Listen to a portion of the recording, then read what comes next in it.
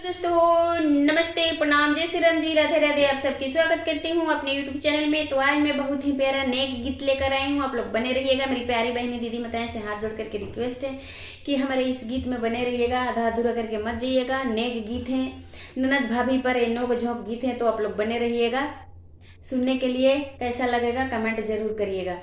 भाभी ने गौन देवेली भागल चलेली, भाभी ने गौन देवेली भागल चलेली, भाभी भैया के पीछा वाला गल चलेली, भाभी भैया के पीछा वाला गल चलेली।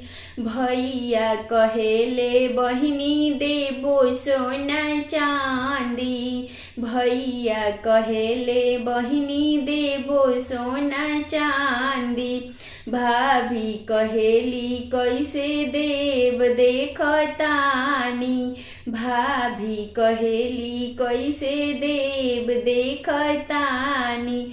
उस सूटकेस के चाबी कमर में रखेली, उताल करके चाबी कमर में रखेली, मालिक कह कह के भैया के धोखा में रखेली, साहिब बोल बोल भैया के धोखा में रखेली, साहिब बोल बोल भैया के धोखा में रखेली।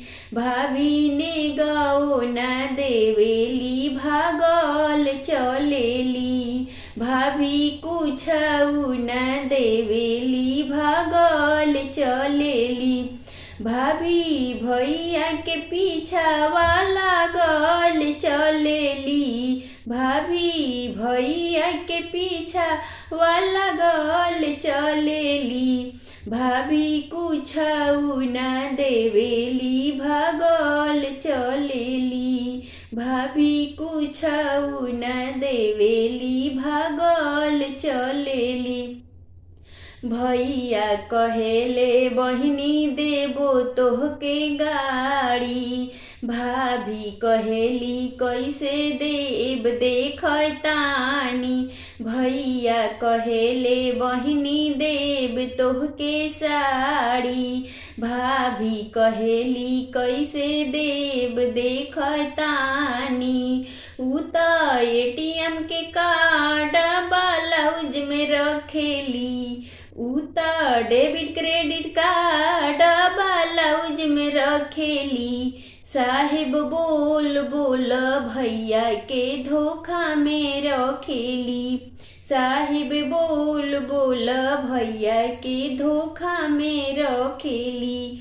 उता ट्रॉली के पासवर्ड छुपा के रखेली, उता ट्रॉली बैग के पासवर्ड चुपके से बदलेली, मालिक कही कही भैया के धोखा में रखेली, मालिक कही कही भैया के धोखा में रखेली। भाभी ने गौना देवेली फरार हो जाली, भाभी